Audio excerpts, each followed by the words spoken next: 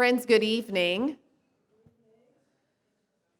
Welcome to New York Avenue Presbyterian Church and to tonight's McClendon Scholar in Residence program. I'm Reverend Sarah Johnson. I'm the senior pastor here at the church, and it is my privilege and my joy to welcome you again to tonight's program. Whether you are somebody who worships each week or participates in the life of this community on a weekly basis or a daily basis, or maybe you've been with us for McClendon Scholar program before, or maybe you're here for the first time. Whatever position you're in, we're just delighted that you're here and that you're joining us for tonight's program. I also want you to know that New York Avenue is an inclusive community of faith at the heart of the nation's capital that seeks to engage with God's transforming work of challenging the powerful, of standing with the oppressed, of lifting up the brokenhearted and making God's love and justice visible to all, which is a fancy way of saying that we're not a place that takes labels or titles very seriously. We aren't very interested in the label or title that you brought into the building. We are interested in who you really are, because we think that God is interested in who you really are. We are also a place that strives, however imperfectly, to create a sense of authentic warmth and belonging, no matter the beliefs that you carry or the doubts that you know. And so we hope tonight, or wherever you are in your journey of life or love or faith, that you will experience something of warmth and welcome and belonging of God when you are in this place, and that you will in some small way know the grace of God to whom and in whom we all belong. I would not be appropriately as a pastor, as a preacher, if I also didn't extend an invitation to you to join us, whether that is in any of our ministry opportunities throughout the week, for other speaker events, and always for worship on Sunday morning. Whether you are somebody who is passing through or if you're seeking a spiritual home, we worship each week at 10 a.m. in the sanctuary. We also worship online, and folks join us. There are a variety of folks who are joining us tonight from our webinar throughout the country and throughout the globe, and we invite you to join us both in person and on live stream in those capacities. Friends, these are challenging, anxious, and difficult times, and yet we gather trusting in our strength and community, and also as a community that seeks faith through understanding. So as we are privileged to welcome tonight's speaker and tonight's event, let me open us with a word of prayer. Let us pray. Our God, our help in ages past, our hope for years to come, we gather this night grateful for the opportunity to seek and to listen. To seek and to listen on the path of faith that is always seeking understanding. So startle us again, O God, with your truth. Challenge us with new insights and fresh perspectives that will broaden and inspire our understanding of you, and that will grant us courage for the living of these days. Amen.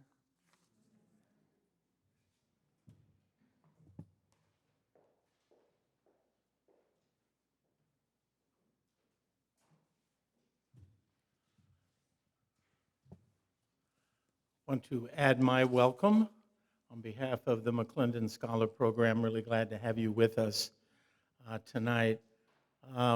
Whether you're joining online or are here with us in person, we have a lot of interest in this program. We registered over 1,000 people for this program. Now, that's very obvious to most of us in this room that most of you are tuning in from around the country. We have a good crowd here at our church in downtown Washington, but most of the people registering and participating are participating all around the country. As Sarah said, we have people from more than 20 states who are signed up to be with us, and we're just delighted that you're with us wherever you're tuning in from, and also to those of you who have come downtown. If you're online, we invite you to take a minute and type into chat your name and where you're from. Maybe if you're with a particular congregation or organization, put that too. It's really helpful to us. We to know who came, and from all the different parts of the country, the folks are tuning in. So take a moment to do that in the chat, if you will. Those of you here in the sanctuary, I know some of you got to meet others you didn't know beforehand, and I hope you'll have, in fact, you will have a chance afterwards to visit and talk some more at the conclusion of the program. I hope you'll take advantage of that. One of the main reasons that so many people have signed up for tonight, I'm sure, is because of the importance of the topic. The threat of Christian nationalism is something that we as a country have dealt with in various forms off and on throughout many parts of history, and yet it now seems to be having something of a dangerous resurgence of popularity. And it is really important that we understand what is happening and think about what we can do. We're delighted to have Amanda Tyler with us here. There's no person in the country who is more involved in this issue, in this struggle, than she is, or anyone who's better qualified to help us understand what's going on and look forward in terms of the issue. I will introduce her to you in just a moment, and we really look forward to her presentation. After Amanda speaks, we'll still have a good amount of time to talk with her, and I'll begin that process. We're going to have a little stage shift and move the podium and put a couple of chairs up here, and I will talk with Amanda about some of what she says, other issues, and we'll be bringing in comments that I've collected from a number of New York Avenue Presbyterian Church members who've read her book. I made a deal with people. I said, I'll give you a free copy of the book if you'll come up with some good questions. And so I collected a fair number of questions, and I will integrate those into my own conversation with Amanda. The other thing is we will also be monitoring the online questions. So those of you online who have questions that occur to you as during the presentation or other questions you want to ask, type them into the Q&A. We have someone monitoring that. We'll select a few questions and, depending on time, use as many as we can. I will say again, please, if you put a question in chat, keep it as brief as possible. Please make it a question if you can. If you don't have a particular question, I always suggest just mention something you'd like to hear Amanda talk more about. If you don't know exactly what the question is, you can say, I'd like to hear more about such and such that she mentioned. So we'll be looking at that and bringing that in. So we do have a fair amount of time to talk with her. Again, education is one of our main goals tonight, but the other goal is to let you know, those again here and those of you in states around the country, because in many ways the action on this issue is in the state legislatures, really more than it is anywhere. So let you know what you can do to be involved and to push back against this dangerous and very unchristian ideology. We'll be sharing some specifics and talking about them later on. I now have the pleasure of introducing Amanda Tyler to you. Amanda is, as many of you know, Executive Director of the Baptist Joint Committee for Religious Liberty. She served in that position since the beginning of 2017. She leads the organization as it upholds the historic Baptist principle of religious liberty. And that means defending the free exercise of religion, but also protecting against any establishment by government. She's now also the lead organizer for the Christians Against Christian Nationalism campaign. She'll be talking some about that. And she hosts the BJC podcast, Respecting Religion. She also, as we have mentioned already, is the author of a book came out last fall, How to End Christian Nationalism, and that'll be some of the subject, of course, in the discussion tonight. Amanda is a Texan, originally from Austin, really nice place to be from, Austin, Texas. And she grew up a Baptist, hearing about Baptist principles of religious liberty and the separation of church and state. She was a member of Highland Park Baptist Church, which is a church I know well and have a great deal of respect for. It's been doing wonderful work in Austin for years. After graduation, she came up to Washington to go to college at Georgetown, and she was interested in BJC. She had heard about it. She showed up. She was willing to work. They gave her an internship. So she began her relationship with this organization very on. She went on to finish her undergraduate degree on the Forest Service School at Georgetown, and then worked again briefly for BJC, and then went back to Texas to go to law school. And she was at law school at the University of Texas, where she graduated with honors. And then she worked as a law clerk for a district judge. And then she worked for U.S. Representative Lloyd Doggett. We were reminiscing a little bit about Lloyd Doggett. I remember some work he did many years ago when I was in Texas. And he has been a figure for a long time representing Austin in the Congress. And she worked for him as the district director, and then she was the counsel for the Ways and Means. So did a lot of work that prepared her for this terribly important job as the executive director of the Baptist Joint Committee. She does live in Dallas. She had lived here before, but lives in Dallas, is here a lot for work with her husband, Robert Barrett, and their son. So glad to have her in Washington tonight and with us at New York Avenue Presbyterian Church. If you would join me in welcoming Amanda Tyler.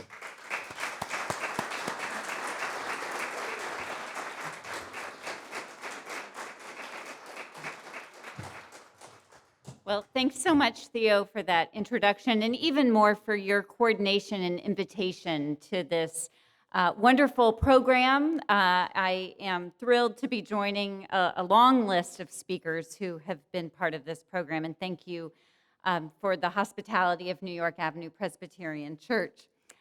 So for those of us in the room and those of us online, I have a number of slides here tonight to help us on our conversation. This really is a conversation that I will begin and then continue with Theo, and then talk with you all tonight, and then really encourage you to take into your communities as well.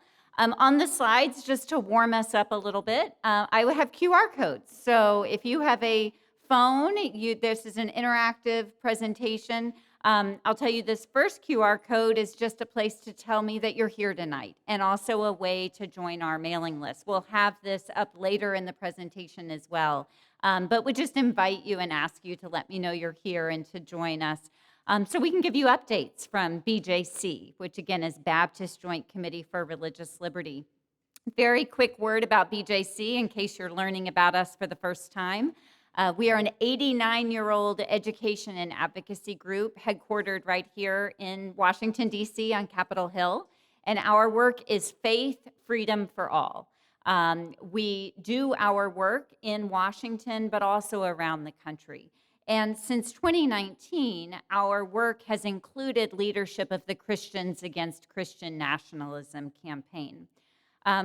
I really think that our work has been inspired in part by this quote from James Baldwin. "Not everything that is faced can be changed, but nothing can be changed if it is not faced." And so it is our duty, I believe, particularly as Christians, to face head on the ideology of Christian nationalism. But to face something means to understand what it is. And so I want to give some definitions to help guide our conversation tonight. And I'm going to start with a conversation about religious nationalism. And just simply put, religious nationalism is a fusion of national and religious identities and goals. It is a recurrent problem across history, across time, and around the world today. I think in the context of Christian nationalism, we can go all the way back to the time of Constantine to see the origins of Christian nationalism, when the Roman Empire took on the Christian religion as its own and used all the force and violence of that empire in order to impose it on other people. And around the world, we can see examples of religious nationalism in Russia, India, Hungary, Israel, Zambia, Nigeria, and Ethiopia, among many others, right? And so I want to begin by thinking this is not a uniquely American problem, and I think understanding Christian nationalism requires us to think about it in this global context. But for most of the time tonight, I'm really going to zero in on Christian nationalism in the U.S. context. And so the definition that we use at Christians Against Christian Nationalism, which that's what this QR code will take you to, is Christian nationalism is a political ideology and a cultural framework that seeks to merge American and Christian identities. Or put another way, Christian nationalism suggests that to be a real American, one has to be a Christian. And not just any kind of Christian, but a Christian who espouses and holds certain fundamentalist religious beliefs that align with conservative political priorities. Now, hear me well. Just to have fundamentalist religious beliefs or just to hold conservative political priorities, that does not mean that one is necessarily espousing or embracing Christian nationalism. But to believe that to be a real American, that one has to hold those beliefs or have these political priorities, that is to embrace Christian nationalism. In the U.S. context, we cannot think about Christian nationalism without also thinking about racism and white supremacy. And that's because Christian nationalism often overlaps with and provides cover for white supremacy and racial subjugation. Christian nationalism both creates and perpetuates a sense of cultural belonging that is limited to the people who held full citizenship rights when the country was founded. And that was a very small group of people. That was white, Protestant, Christian men who owned property. Those were the only people that the Constitution said were deserving of full citizenship rights. Everyone else, to some other degree, was a lesser degree of citizen if they were a citizen at all, if they had any kind of rights or sovereignty in the eyes of the United States government at all. And so the Christian and Christian nationalism is really less about a given theology or belief system, and it is more about an ethno-national identity. And in the U.S. context, that is an ethno-national identity of whiteness. Now, one recurrent theme throughout this presentation is Christian nationalism is not new. It is a very old problem, maybe a relatively new term, but a very old problem in the U.S. context, really before the founding of the country. And so we can look to history for prior iterations of white Christian nationalism. And I think the KKK is a particularly stark instance of white Christian nationalism. We think of it now, thankfully, as largely a fringe group. But 100 years ago, it was a mainstream organization in this country, marching down Pennsylvania Avenue with its toxic mix of white supremacy, Christian nationalism, and violence. So whenever I use Christian nationalism in this presentation, you could just as easily substitute white Christian nationalism. I use those terms interchangeably because, again, in the U.S. context, white supremacy is very much tied up in it. Now, some markers of Christian nationalism. One is this heavy reliance on a mythological history of the United States as a quote-unquote Christian nation. Now, when people say America is a Christian nation, they almost never mean that in some kind of demographic sense. It is true that a majority of Americans still claim a Christian identity, although those numbers tend to shrink year after year. But rather, they mean that America was founded in their minds by Christians in order to privilege Christianity in law and policy. It's a form of, a kind of an exaggerated form of American exceptionalism. It claims God's providence for everything that's happened in American history, or that God has a special role for the U.S. in God's vision for the world. And the problem with this mythology has several problems. One, let's talk about the theological problems with this story. The Gospel of John tells us, for God so loved the world. It doesn't say for God so loved the United States. But that's essentially what this mythology says. It says that God loves America best. God bless America, right? This idea that the U.S. is the apple of God's eye. and that everything that we do is somehow blessed by God and is leading to God's ultimate judgment. It also says that in some exaggerated forms that God actually inspired the Constitution or parts of it, right? And that the people who were the founders were divinely inspired in their work for the country. There are constitutional problems with this history, of course, because it is betrayed by the constitutional text itself. The framers had a very different idea in mind when they came to the relationship between religion and government. They knew what it meant to have established religion because in most of the colonies there were established religions, but they chose a very different path. And we can see it in the text of the original Constitution itself. If America were created as a Christian nation, we might expect words to that effect in the founding document. We might expect to see the word Christian or the word God or references to religion. But in fact, there are no references to God or Christianity or Jesus in the original Constitution, and the only reference to religion is in Article 6, which prohibits religious tests for public office. So my favorite argument to debunk this mythology of the America as a Christian nation is to point to the text and say, if the framers were indeed trying to set up a Christian nation, they did so in about the most ineffective way possible, by barring religious tests from the very beginning. But they, of course, knew that even that was not enough to fully protect religious freedom in a religiously diverse, pluralistic democracy. So in the First Amendment to the U.S. Constitution, the first 16 words, we have freedom of religion. Congress shall make no law respecting an establishment of religion or prohibiting the free exercise thereof. Two clauses that together protect religious freedom by disestablishing religion from government control.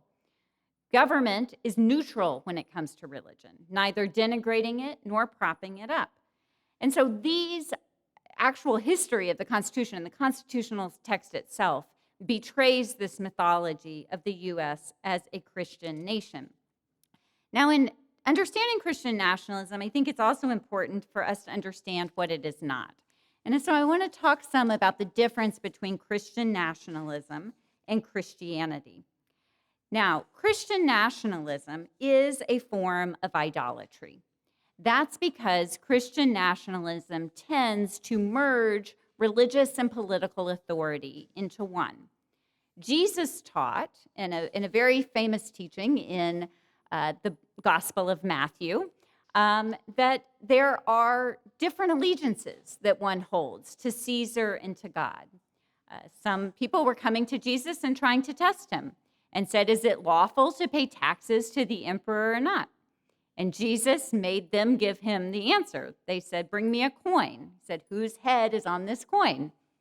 They said, Caesar. He said, then render to Caesar the things that are Caesar's, and to God the things that are God's. And implicit in this teaching is that Caesar is not God. God is not Caesar. There are distinct realms of political authority and religious authority. But Christian nationalism tends to merge these into one and can lead us to worship the emperor over God. It can also tend to confuse the emperor's rulings for God's rulings. And that is something that Jesus warned us about in this very ancient teaching. Christian nationalism and its service of power and greed is also a gross distortion of the teachings of Jesus. Jesus was always on the side of the marginalized and the oppressed. Jesus came to completely overturn worldly ideas of power. Jesus taught that the first shall be last and the last shall be first. Jesus was executed by the empire. Jesus for speaking truth to the empire, for trying to disrupt that earthly power and that whole frame, right? And so this Jesus, the Jesus of the Gospels, really bears no resemblance to the white Jesus that's the mascot for Christian nationalism. That Jesus is all in service of power and doesn't really bear any resemblance to the Jesus of the Gospels. And so again, this Christian and Christian nationalism is more about this ethno-national identity than it is about following the teachings of Jesus. But here's the rub. It uses the language and the symbols of Christianity, and so to a casual observer, it looks a lot like the same thing. And for those of us who are in the church, I think it is incumbent on us, and this is really part of the work that we're doing at Christians Against Christian Nationalism, is to ask U.S. Christians to grapple with the fact that our own religion has been compromised for centuries in ways that Christian nationalism has infected American Christianity itself. And I just want to do a very quick history of some of the low points of time in which the church chose power over love. We can go all the way back to the doctrine of discovery, when European Christianity used Christian theology as the foundation of the doctrine of discovery. That's that deadly heresy that it was God's will for European conquerors to steal land and murder native inhabitants of North and South America. We can look to the colony of Virginia, and when the established church of the empire, the Anglican Church, sacrificed its witness of love on the altar to power in 1667. That's when the Assembly of the Colony of Virginia, which was composed entirely of white Anglican men, passed a law that said that baptism would not free an enslaved Native American, person of African descent, or mixed race background. This Christian assembly sacrificed a central symbol of their religion, baptism, on the altar to power. And they said that their Christian symbol of baptism was subservient to the law of the empire that included slavery. My lineage is not left out of this. White Baptists in the South chose power over love when they created the Southern Baptist Convention in 1845. They did so claiming that slavery was, quote, an institution of heaven. And in 1863, the Southern Baptist Convention pledged to support the Confederacy in the Civil War. This same false gospel was used to justify Jim Crow segregation and lynching, with church members often also members of the KKK. So this is a very old problem in which Christian theology has been used to prop up the ideas of white Christian nationalism. And that is a truth that U.S. churches, and particularly white churches, need to grapple with head on if we are going to dismantle white Christian nationalism in our current day and time. Now, whether we are Christian or not, those of us who are looking to dismantle Christian nationalism also need to be clear about the difference between Christian nationalism and patriotism. And I think that definitions are helpful for us here as well.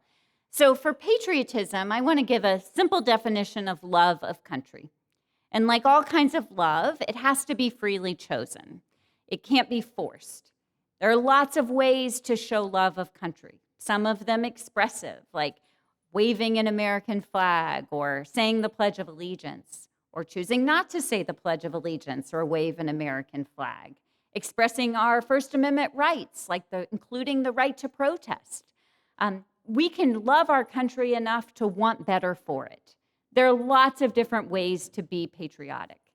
Nationalism, on the other hand, is an allegiance to country that demands supremacy over all other allegiances, including, for those of us who are Christians, our allegiance to Jesus. And so I think a good litmus test for telling the difference between the two is this. If our patriotism is causing us to sacrifice our religious convictions, I'd argue it's no longer patriotism. It's no longer a healthy love of country. It has drifted into this unhealthy and frankly dangerous area of nationalism. And those of us who are working to dismantle it need to be very clear about the difference between these two things.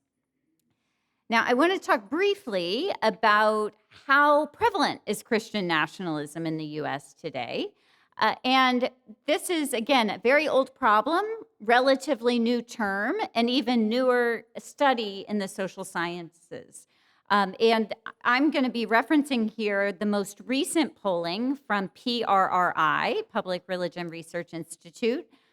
Very briefly, this is always an area that people are very interested in, and so if you really want to go deep into the numbers, I'd suggest going to prri.org. Now, social scientists who try to measure this do not just ask people, are you a Christian nationalist? Check yes or no. It's not an effective way to measure this. Instead, they give them statements that are correlates to some of those markers of Christian nationalism that I shared earlier. And so they give these statements, they ask people, how much do you agree or disagree with these statements? The U.S. government should declare America a Christian nation. If the U.S. moves away from our Christian foundations, we will not have a country anymore. U.S. laws should be based on Christian values. Being Christian is an important part of being truly American. And then this last one is really the most extreme one. God has called Christians to exercise dominion over all areas of American society. Now, people can answer these either strongly agree, disagree, strongly disagree. And given their responses, researchers then plot them along a continuum or orientations towards Christian nationalism. Now, these numbers are from the most recent survey released in February, taken from about 22,000 people across all during the year 2024. Few things to note. One, you'll see that it's not a yes or no answer of Christian nationalism, right? Christian nationalism is not an immutable characteristic. It's not something you either have or you don't have.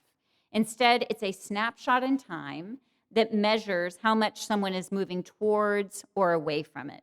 And so people who strongly agreed with all those statements that I gave a moment ago are marked as adherents to Christian nationalism. The good news, that's the smallest group of people. The bad news, that's 10% of the US population if these numbers are extrapolated. That's a lot of people.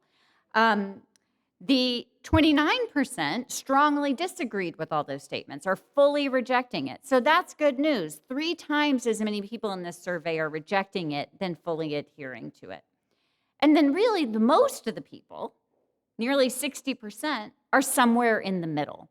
And I think this finding is really instructive about why Christian nationalism continues to be such a pervasive problem in this country, that people haven't fully rejected it and are either sympathizing or skeptical about it in some way, but it's something that is so everyday, so much just a part of the U.S. experience, that it's really impacting a huge number of Americans.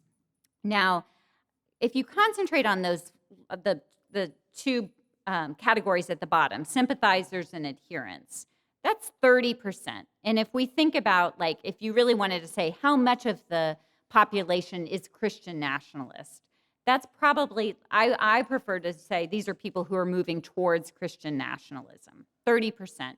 Again, a distinct minority with more than twice as many people moving away from it. So we can see that this is a minority position.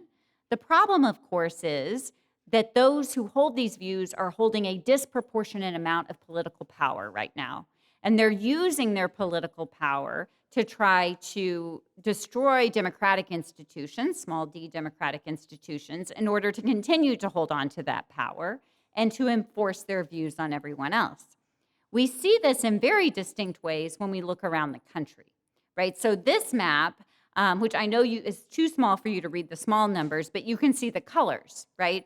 The darker the blue, the higher that percentage of Christian nationalism in those states.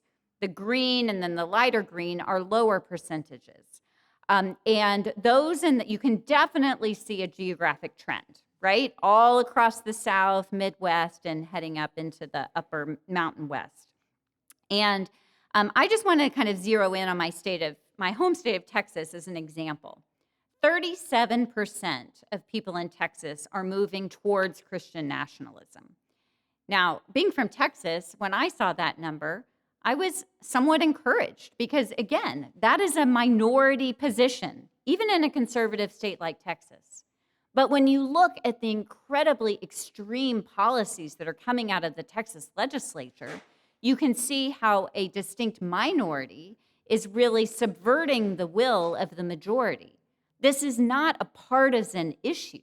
This is something that there are Democrats and Republicans who are rejecting and skeptical of Christian nationalism. It is an extreme minority that is using political power to enforce their views on everyone else. In fact, in the latest study, there are only a couple of states where there is either 50-50 or a slight majority of people moving towards Christian nationalism. And so I think this helps us understand that there is room all over the country for a majority of people to take a more active role in pushing back against Christian nationalism when it shows up in their communities, as well as on the national level. Now, when we think about what's happening in the public square with Christian nationalism, I think some of the images that caught many of our attention in such a stark way for the first time were on January 6, 2021. You could not miss the symbols of Christianity there, but they were really symbols of Christian nationalism. And in the days and months after the insurrection, my colleagues at BJC, we worked very closely with our friends at the Freedom from Religion Foundation to put out a report on all of the instances of Christian nationalism, not just on January 6th itself, but in all the lead-up rallies to January 6th. And what emerges when you look at what happened was this was a concerted strategy to use the language and the ideas and the songs of Christian nationalism to unite a disparate group of actors into a common cause to overthrow the results of the election. It took their political cause and infused it with a religious fervor that really intensified the violence on January 6th. We provided this report in 2022 to the members of the Select Committee on January 6th. They then invited additional testimony from the authors and the contributors to this report, which we provided. And then when you look at that nearly 1,000-page report from the Select Committee, there are no references to Christian nationalism in 1,000 pages. And it's not because they didn't have the information. It's because they lacked the political courage to call out Christian nationalism. They were concerned that they were going to be accused of attacking Christianity and calling out Christian nationalism. And so I believe it is incumbent upon Christians to speak out forcefully about why Christian nationalism is not the same as Christianity. It is because of my faith that I am called to speak out in the public square against Christian nationalism. And it is because of my patriotism to the United States that I'm called to speak out against it. It is not an attack on either of those things. And so we helped organize the event on the left. That is a sunrise vigil on January 6, 2023. It was just a couple of weeks after the Select Committee released their report. And we said, if Congress is not going to do it, we're going to do it. We're going to tell people that Christian nationalism played a role in the insurrection. And so we committed ourselves to that on that day. Now, as awful as January 6th was, I think we would miss something if we thought that that was the only example of Christian nationalism and the way that it detracts from American democracy. I want to give some other examples. If we look at Speaker Mike Johnson, in his very first speech as House Speaker, he said from the dais in the chamber, "I believe that Scripture, the Bible, is very clear that God is the one who raises up those in authority. He raised up each of you, all of us." This is an example of Christian nationalism, and it is also anti-democratic. It is it is disenfranchising. American voters elected their representatives into the U.S. House. God did not place them there. And it is important that we speak out and understand how that is a violation of democratic principles. There's a very big difference between faith-based advocacy and Christian nationalism. It's important for faith-based people to speak in the public square and from their convictions of faith. But they can do it in a way that doesn't insist on their reading of the Bible or their theological views being reflected in law and policy. And we see examples of this happening not just in Congress, but in state legislatures across the country. We see it when we see life defined as beginning at conception, often citing Scripture. That is a theological position that not all people of faith and not all religions share. It is taking one reading of the Bible and trying to make a religious law based on it. We see it when there are claims that there are only two immutable genders and discriminatory laws against transgender people, often citing Scripture as the reason for doing so. We see it in places that try to define secular marriage as only between a man and a woman, again, often citing Scripture. There's a difference between a religious understanding of marriage and a secular right to marriage in the United States, but we see a merger of these two into one. We can see links between ideas of Christian nationalism and immigration policy and violence against immigrants and people from other faith groups. Often that is linked to this idea of a replacement theory, this idea that the white majority in the United States is being replaced by people who are immigrating to this country. And I want to cite here from some of the figures from that PRRI study I showed earlier. They asked people in that study about the Great Replacement theory. That is the belief that, quote, immigrants are invading our country and replacing our cultural and ethnic background. 36% of the people in the study agreed with that statement, which I think is very alarming. But when you look at the number of people who were embracing Christian nationalism ideas, 68% of them held that idea. And 62% of those who were sympathetic to Christian nationalism held that idea. Rejectors of Christian nationalism, only 9% of them agreed with the Great Replacement theory. They also asked in that study whether the people agreed with this statement: immigrants entering the country illegally today are poisoning the blood of our country.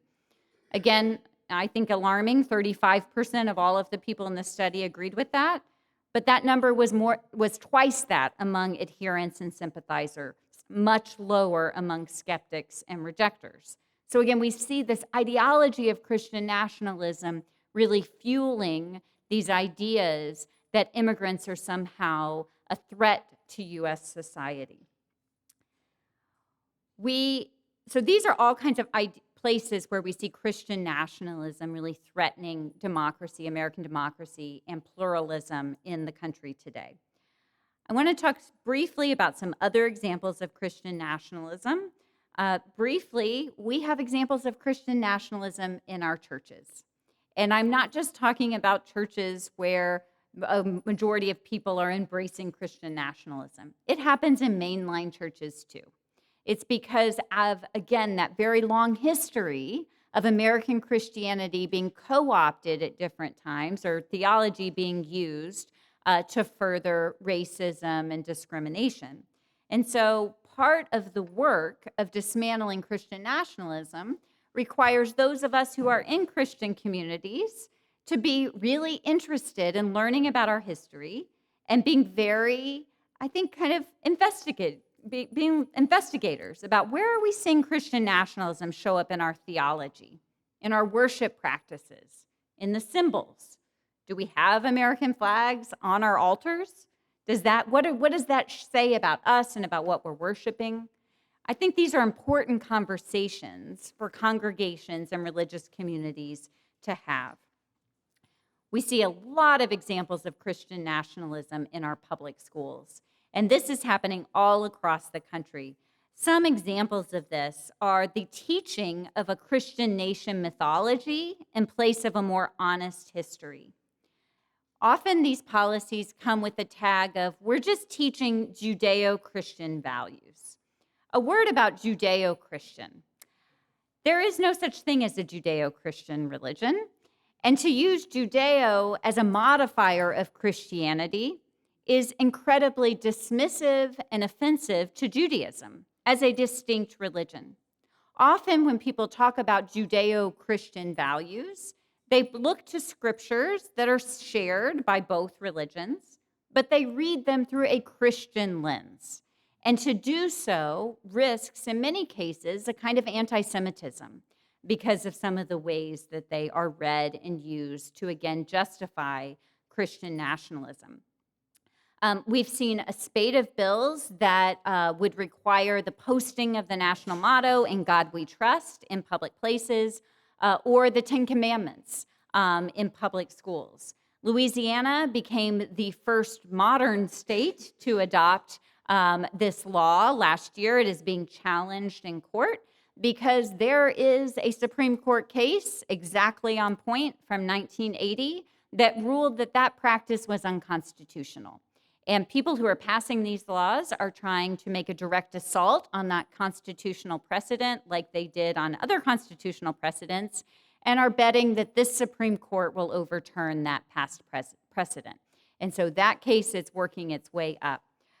We also see efforts to teach Bible in the curriculum, not in an academic way, but in a devotional way. In my home state of Texas, they recently adopted a new curriculum to teach reading to elementary school kids, but just by teaching them reading through Bible stories. And a group of us objected to this, and because this is not an age-appropriate or subject matter-appropriate way to teach the Bible, and will infringe on the religious freedom rights of everyone, including Christians, right? That it is up to religious organizations and families to determine religious education and not the public schools. We see it with the use of content bans and book bans, as well as new policies that are pushing the hiring of school chaplains, often in place of mental health counselors in the public schools. So lots of areas that we see this being pushed as an assertive strategy to further Christian nationalism. I do want to bring this into our very current context briefly and talk about how we're seeing Christian nationalism at play in these early days of the Trump presidency, and particularly what that means as harming religious freedom. Again, harming religious freedom of all people, including Christians. It did not take long. Day after President Trump was inaugurated, Bishop Marian Budde gave a sermon at the Washington National Cathedral in an interfaith service of prayer. And she spoke directly to the president at the end of her sermon and appealed to him, asking him to show mercy to those who were living in fear, specifically gay, lesbian, and transgender children, and the children of immigrants who are scared that their parents may be deported. Right after this event, Trump issued a response the next day. He referred to Bishop Budde as a, quote, so-called bishop, claiming that her statements were inappropriate and demanded an apology from her and from the church, which of course the church did not provide, nor did she. And conservative media and Republican lawmakers condemned her sermon.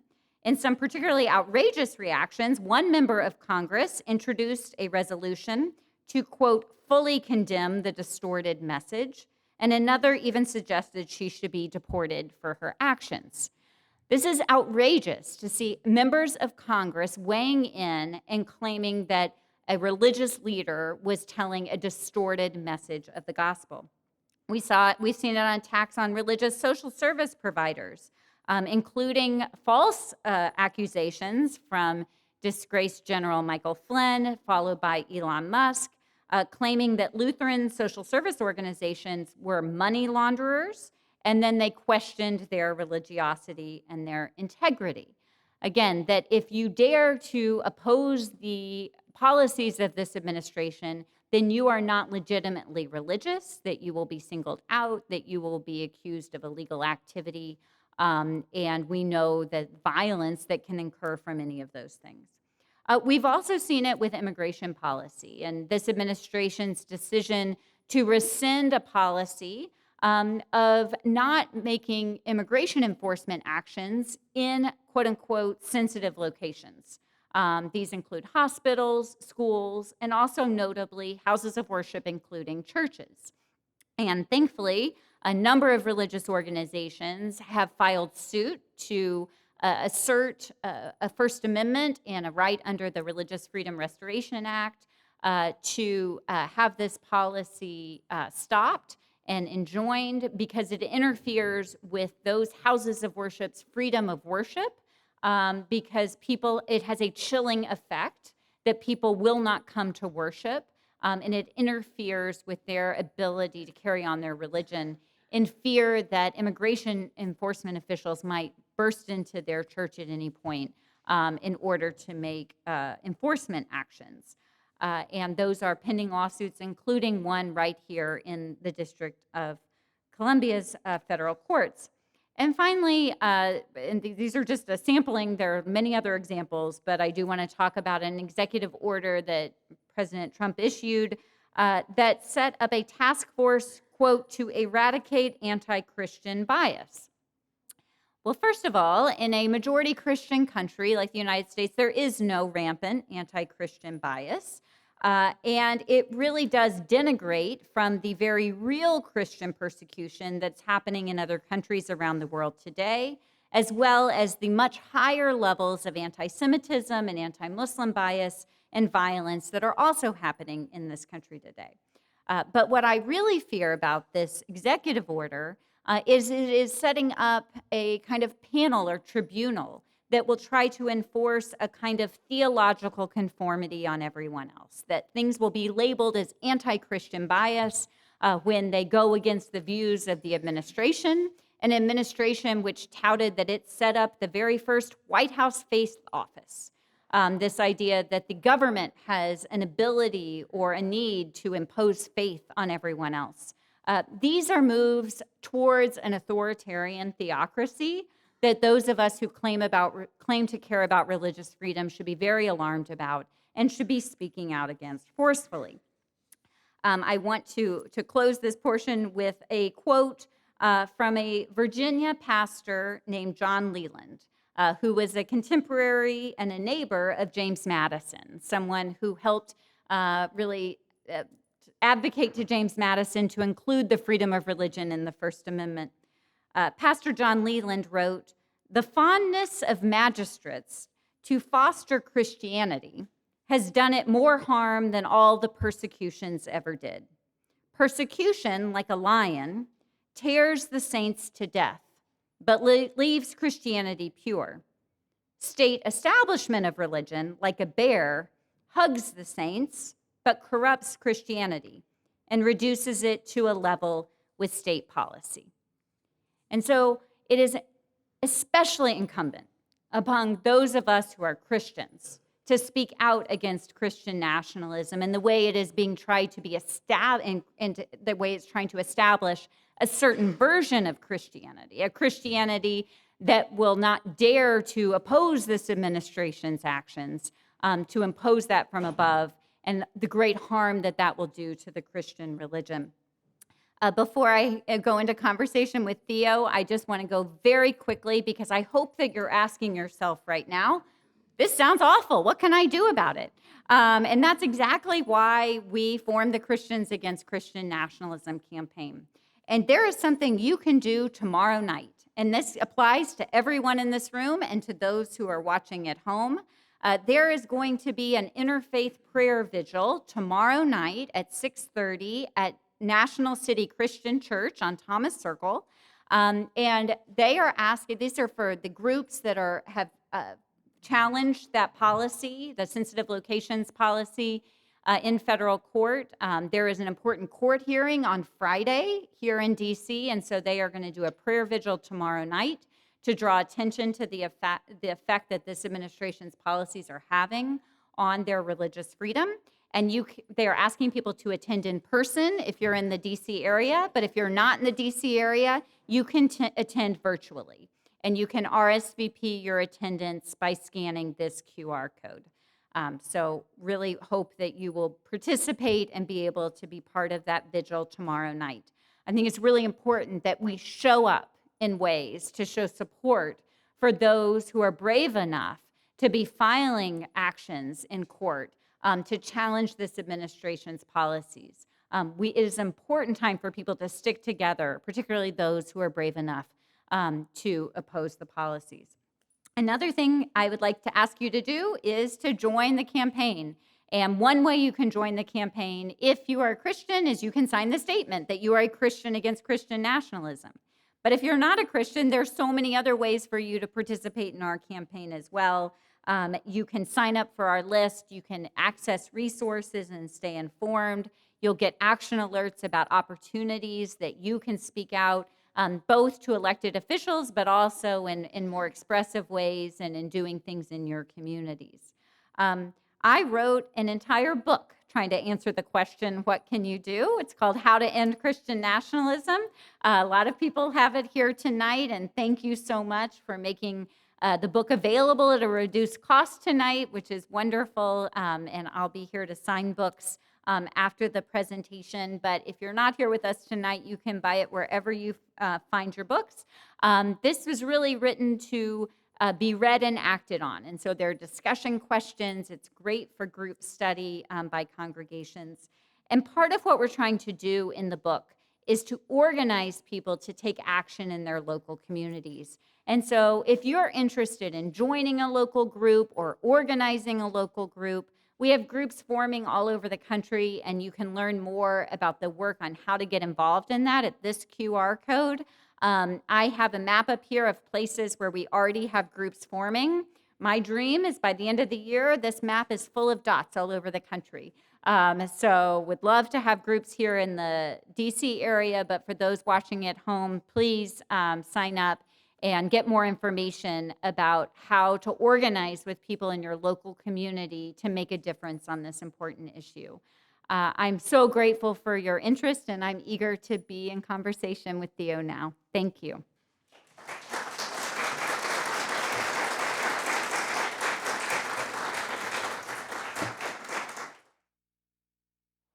Thank you very much. We're going to spend the rest of the time we have here talking with Amanda, asking some questions you've submitted, and hopefully hearing from some others online here in a second. We appreciate so much that great overview and bringing us up to date on so many things about this important issue. If you do have a question and you're online and you haven't submitted it yet, please do that. We have limited time, but we'll make room for some questions as best we can. Here you go. Your own microphone.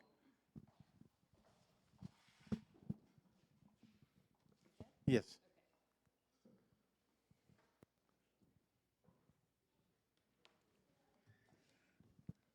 Again, thank you so much for that great overview. So much to talk about, and I do want us to focus in large part on what people can do and how they can continue their learning. But just a few things to start. I was struck by your point about the importance of Christians taking the lead on this issue. You say in your book how people of other faith, Interfaith Alliance and others said, you got to be out front and do this.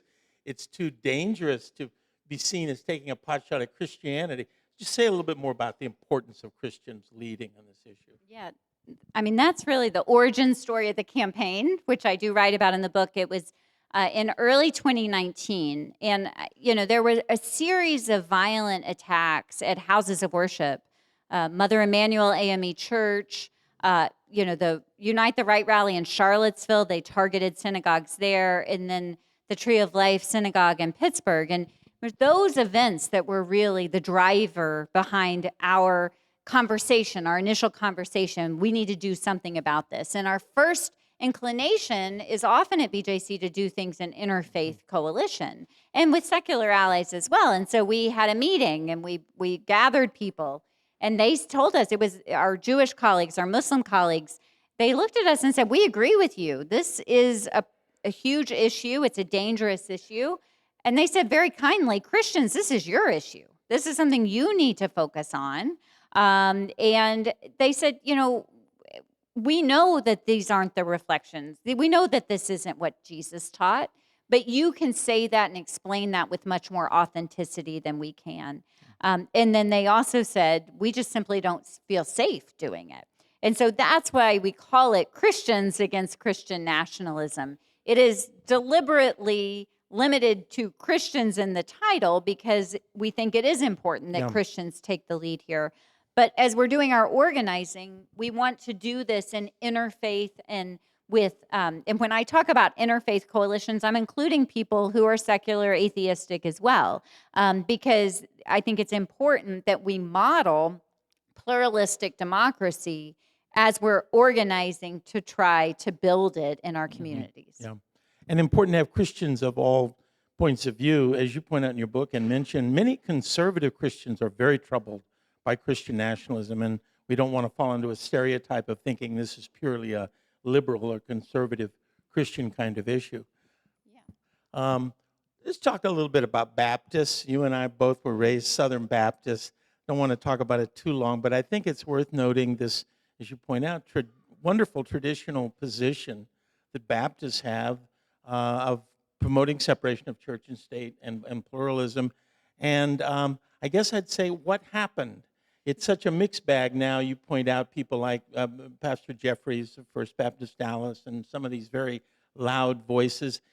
What happened to this great Baptist witness? It's still there, but it's more muddled than it used to be. Yeah, well, I wonder about how muddled, because Baptists have always been a motley crew, right, from the very beginning. It's because of the way that we organize, which is actually not very organized at all. Baptists, a core piece of being Baptist is this idea of soul liberty, this idea that each individual person must have the freedom to say yes or no to God, and that no earthly authority can come between that decision. And so the co-founder of the Baptist movement, a man named Thomas Helwys back in England, he actually wrote the first defense of universal religious freedom in the English language. He sent a copy to King James I, as in the King James Bible, and said, the king doesn't have anything to do with religion. You can imagine how well that went over with King James. So Thomas Helwys was arrested and died in prison. So it is in the DNA of what it means to be Baptist, to advocate for religious freedom for all people and to speak truth to power. What happened to Baptists? I think that I don't know if you want me to talk about the Southern Baptist Convention in particular. No, we don't. Not in that detail. Yeah. I just, in general, it's such a great tradition, and yet so many of the voices of the harsh voices of Christian nationalism are.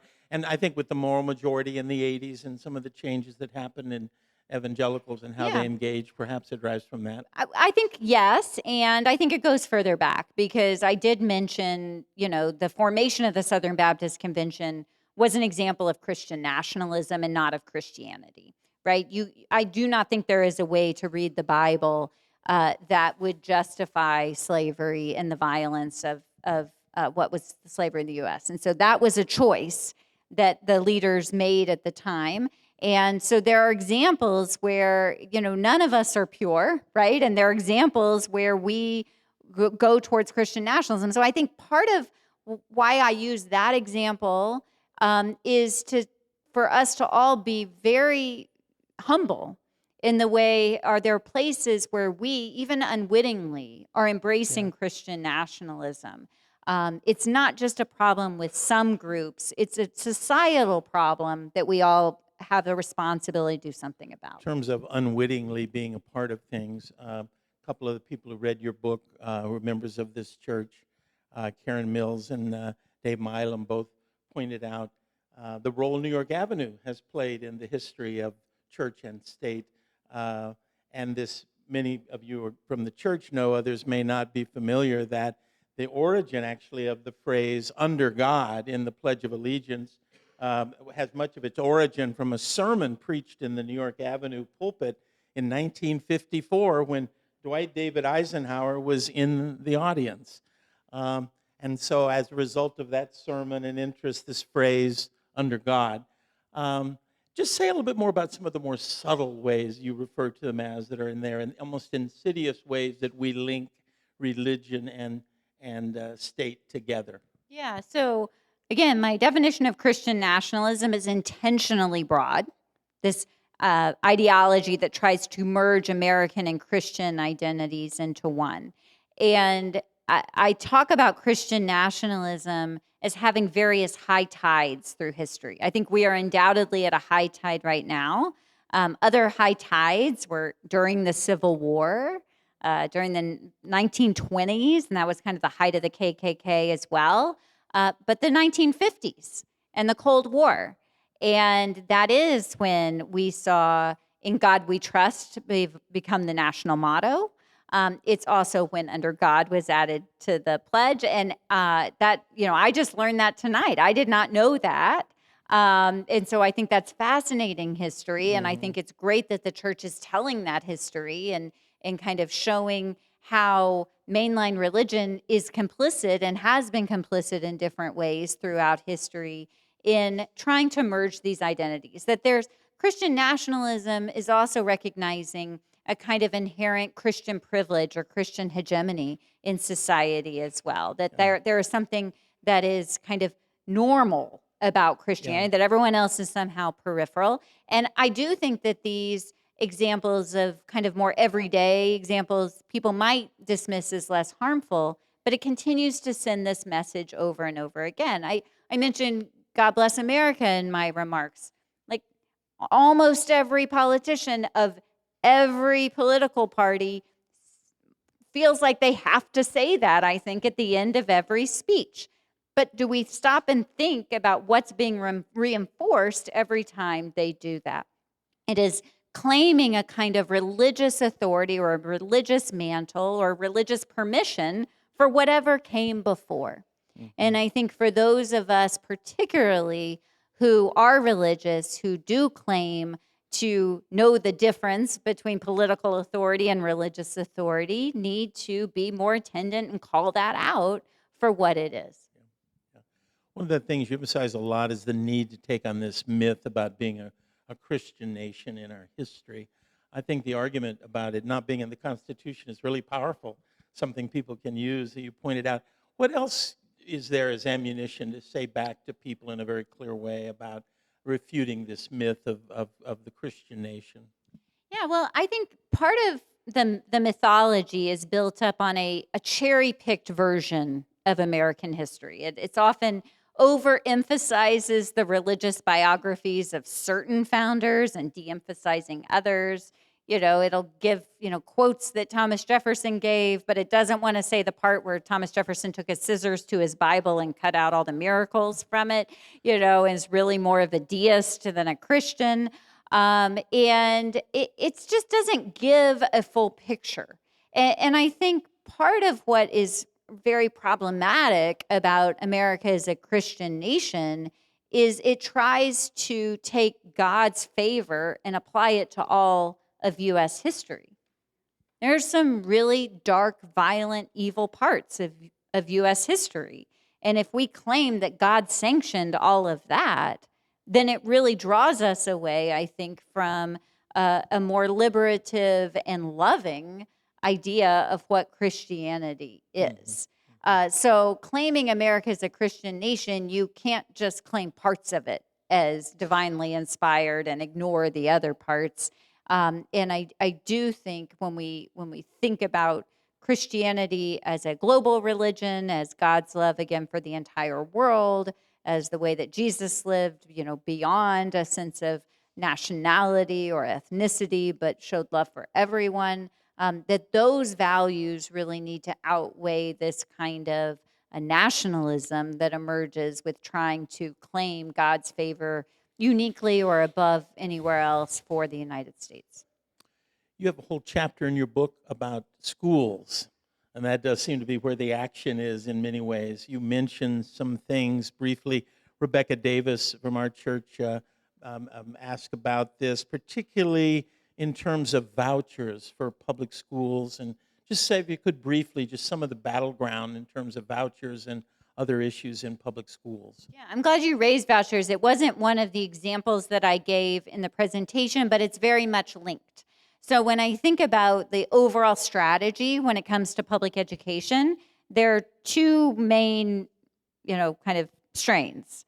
One is to Christianize the public schools, but the long-term goal is to privatize public education altogether. And that is being done and has been done for decades by chronically underfunding public schools. You underfund public schools, they can't then perform up to standard. You claim that they're failing, and you say, well, then we can't fund them at all anymore. And so we see that happening in places all over the country. The problem for legislators is that vouchers for private schools are incredibly unpopular.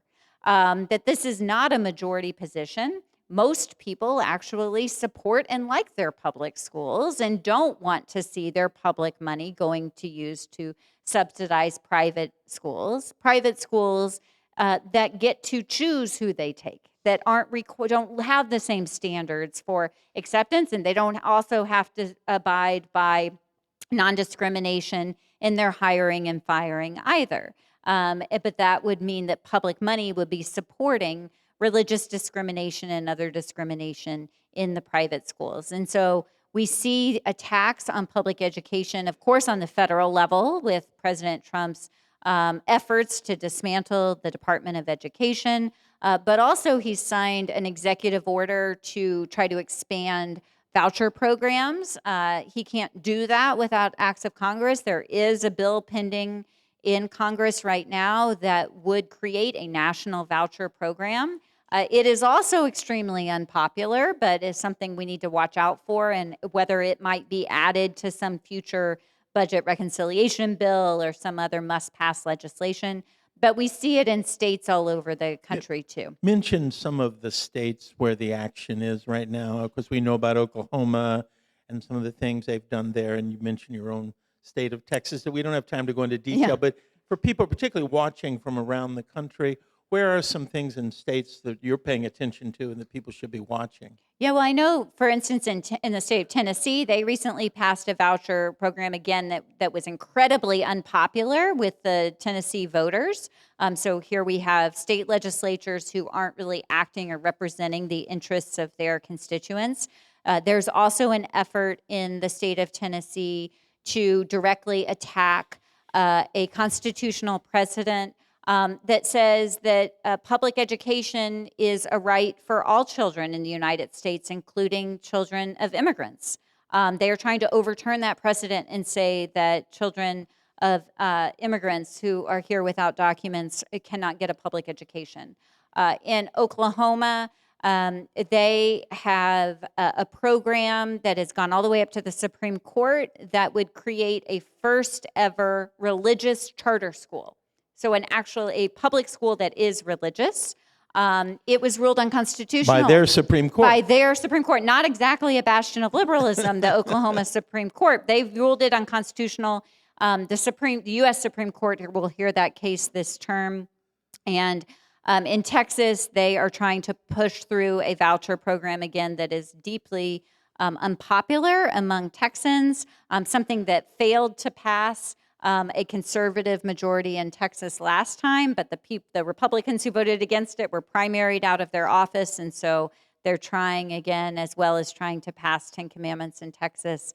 I talked about the curriculum. I talked about the school chaplains bills. So those are some of the hot spots that we're watching. And on your website, you have information about the various things going on in the states. We do, and would encourage everyone, again, to sign up for our action alerts, because we're sending them out specifically to the states where this is happening, so you can find out what's happening in your state and join efforts to push back against them. We've gotten several questions that have come in from online, and just have time for a reaction, if you could briefly, to some of them. Someone picked up on your comment about displaying the flag and how we need to be careful about that. I know in your book you have a whole guidance that you print, that your office, I guess, has come up with. But Eleanor Holder asked, what are some of the traditions and practices that church should consider in its worship to make sure it's not embracing Christian nationalism or subtle forms of it? So I practice what I preach when it comes to church freedom. So I'm not going to tell any church what they can and can't do. I'm just asking people to have a conversation about it. And so some of the things that I've seen other churches do is if they do want to have the U.S. flag in their sanctuary, to display other world flags as well. To really show that Christianity is a world religion and not one that is limited to the United States. You can also move your flag out of the altar and put it more into like a fellowship hall or a common space, if that's helpful. But I've also heard other traditions, particularly churches that have more of a recent immigrant population or African American churches, for instance, where the flag is there because their sense of being a true American has been questioned. And there is a sense of because, so here's the kind of the ironic thing, because of white Christian nationalism, they've been accused of not being fully American. And so therefore the flag there was an important symbol of saying, I'm just as American as people in other spaces too. And so that's why I think it really varies by particular community. And that could provide even a basis of a really important congregational conversation about Christian nationalism as well. So one size doesn't fit all, but I think it's a conversation worth having in all kinds of congregations. Another online viewer, Valerie Davis Paris, picks up on the survey results you gave about how a few people are strong adherents, a few more are strongly against, but many people are in the middle a little bit. And she says, how do you teach or touch the people in the middle of the survey to help them understand that Christian nationalism is dangerous?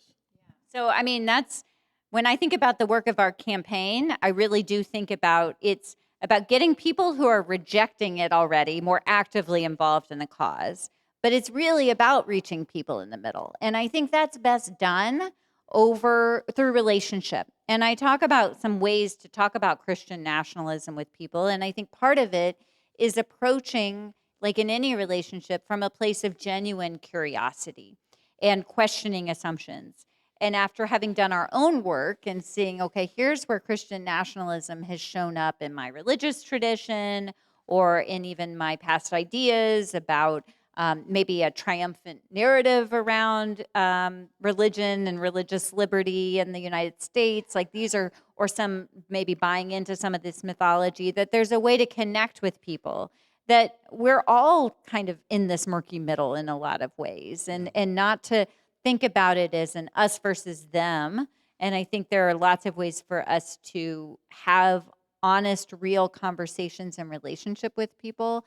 I mean, I don't know how many people, when I said God bless America, kind of rolled their eyes and say, oh, really? That's Christian nationalism? Well, I think there are ways that we can kind of be a little bit, critical of ourselves and of ways that we've just kind of gone along with things without really questioning what's the idea behind this. Maybe it's Christian, maybe it's deist nationalism or deism and nationalism, some of these frames, as opposed to being specifically Christian. Because it's generic? Yeah. Yeah, but then I would kind of be like, well, I don't view God as generic, right? And so there's this sense of when the government appropriates something, it necessarily kind of brings it down to a human level that's really damaging to our religion. Talking a little bit more about what needs to be done, educating these folks and others.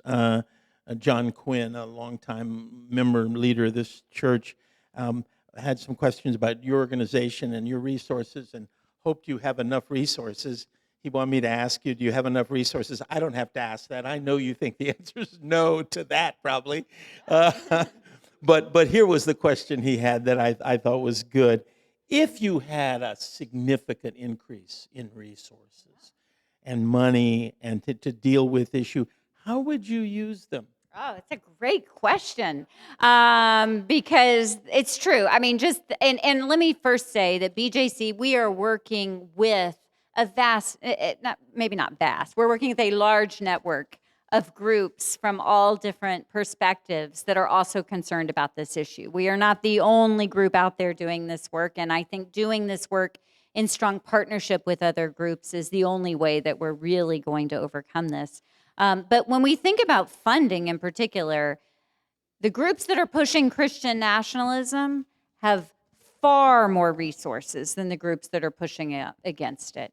And so if we were, as one of these groups, to have more investment in the work that we're doing, the most, I think, effective work, but also the most resource-intensive work is the organizing work, right? This is not something that is going to be, it is a long-term, deeply seated problem. It is not going to be over with one election. It is going to take generations of work to dismantle Christian nationalism, and I think it is best done on the ground with faith-rooted organizing. And we would hire organizers and do the work with groups. And I showed that map of the local groups. We have one organizer and we have one person who's working with all those groups. I'd love to have a huge organizing department to work with all the people. When we put out a call to say how many people would like to start a local group, we got responses from 100 communities. Mm-hmm. That's how much the need is right now, and those are the resources we need to help meet that. One of our other members, in reading about what you wrote about community organizing in your book, because you really promote it, she says, community organizing can be challenging, difficult, messy, and time-consuming. And while this church has been involved in a lot of community organizing in the past, you can tell. And she just asks, what should we do if we feel a temptation to avoid or shortcut organizing and rush into advocacy? That is a really it's not just informed question, that's an experienced question, right? Yes.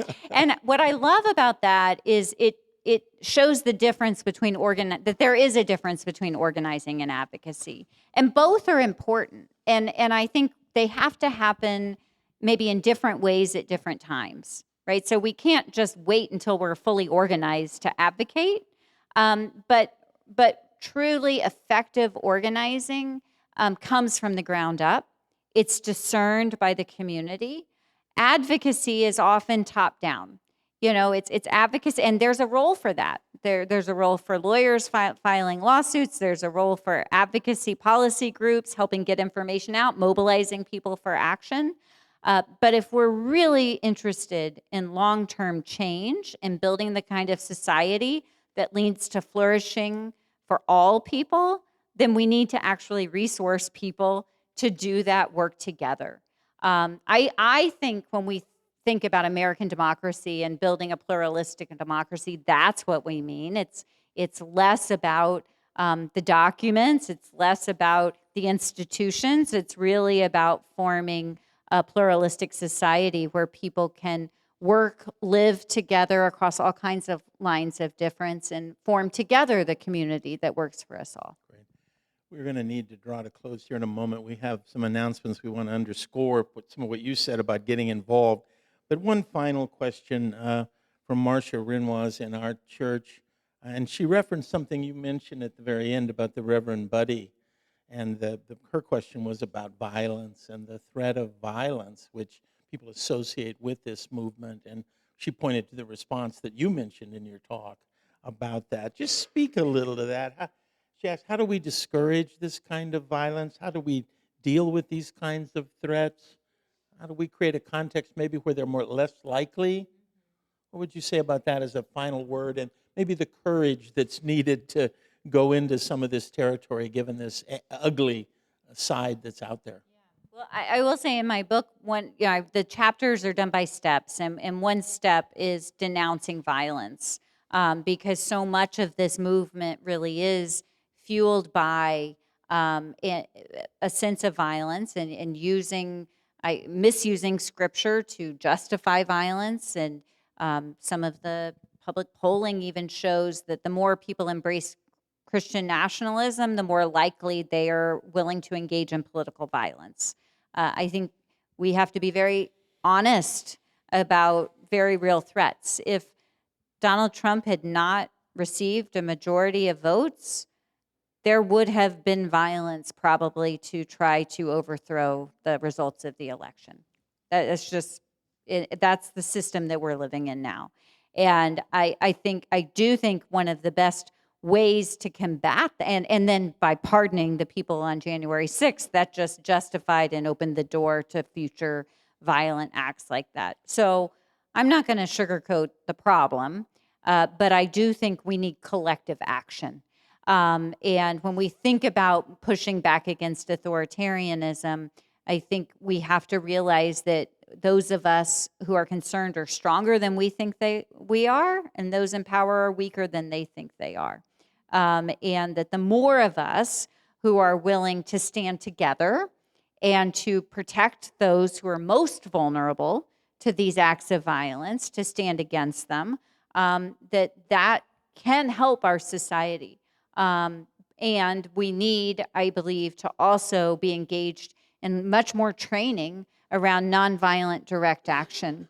When we can look to history and to moments like the civil rights movement, which were very violent, as we know, and how nonviolent direct action was used at critical points to draw attention to the violence in ways that did lead to societal change. That's the kind of, I think those are some of the strategies and tactics that we need to be employing and learning now for our current time. Thank you so much. Thank you, Amanda. If you could say thank you again.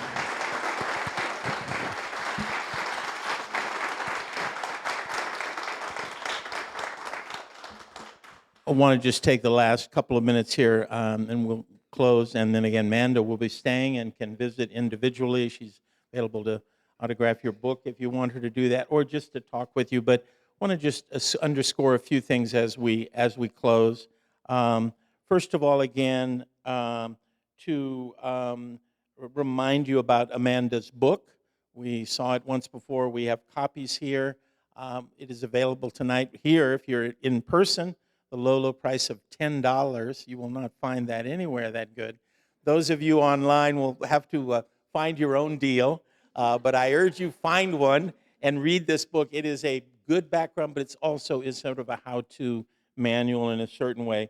Secondly, just to remind you of the two important websites. You saw QR codes on these earlier. Here are the websites for those of us who need words instead of symbols.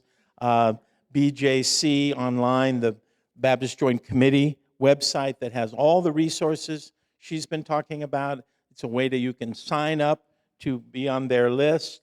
And then also the Christians Against Christian Nationalists website. The two are linked, but it has a different URL. Amanda has mentioned several things you can do, and I just want to mention a few of them again as we close. You see the list here. You can sign the statement. Those of you who are here in person were handed a copy of the statement when you came in. I urge you to go online and sign the statement, show it to others, and encourage others, particularly those who identify as Christians, to sign the statement. You can get connected to groups, and there's information on the websites about doing that. The third thing is tremendously important, educating others about this. Through groups, organizations, congregations. We have probably hundreds of congregations represented tonight, and those who've registered for this program. Each person would do an educational program of some sort, share some basic information, share the statement with people in your congregation. We can begin to create a ripple, but people need to be educated. And then, of course, monitor legislation and let your views be known. And the website's a great source for tracking what's out there. And as we said earlier, so much of the action is in the states. And we need to be looking where you live, particularly if you're in some of these states we've mentioned, for some of this more egregious legislation that's out there. So those are small steps you can do. I encourage each of you here in person and online to kind of finish the evening by asking yourself, what will you do? Maybe there's one thing you want to do, an action you want to take based upon what you've heard tonight, and a very simple step you could take. I urge you to think about specifics, and even urge you, if you're online, to take a moment, maybe write into chat something you've decided to do to respond to this issue. Maybe learn more about it, maybe share with others, maybe get on a mailing list, all kinds of specific things. But what are you going to do? And I find when I make a decision to do something, if I write it down or share it with somebody, there's a better chance I'll follow through on it. So I urge you to to write it down, or write it down to yourself, and let's think going forward, what can we do indeed. The final thing I just want to share with you is the McClendon Scholar website. A recording of this program will be up on that website on the next couple of days, and there are recordings of all our previous speakers over the last few years, many wonderful scholars on a number of topics. We had David French from the New York Times speaking some on this subject, among other things. A conservative, of course, who's very concerned about what's happening, and we've had others who are raising these issues, so you can see those presentations and learn about them online. I have a word I want to offer, just a final thing I want to share from Amanda's book, but I just want to offer you a final comment if you want to make with the group, or any final thought you want to leave with folks this evening before I sort of read some words of benediction. Yeah, just a word of encouragement. This is a huge problem, and it can feel much too big for any one person to do much about. And if we all did that, that's kind of why we're in this problem that we're in. So I just say, if we do one small thing all together, that's huge. So I just encourage to figure out what's that next thing tonight. And the next thing might be to go to that vigil tomorrow night at Thomas Circle, right? That there are places to show up in solidarity happening all over this city and all over this country. And I'm really grateful to be in this work with all of you. Thank you. Final word then is from Amanda's book, and I'll leave this as our closing thought. Bringing God's kingdom to earth is not about installing Christian leaders in the halls of power or using the instruments of government to enforce religion. That approach, the approach of Christian nationalism, has led us further and further away from God's vision for God's children. When I think about God's kingdom, I think about a world in which we celebrate the Imago Dei in each other, where we show love for God by loving our neighbors. Together, through our collective work to end Christian nationalism, we will discern the society that has yet to exist. Together, we are imagining a world of justice, equity, and no fear. Together, we are making that world possible through brave acts of love. Amen. Thank you.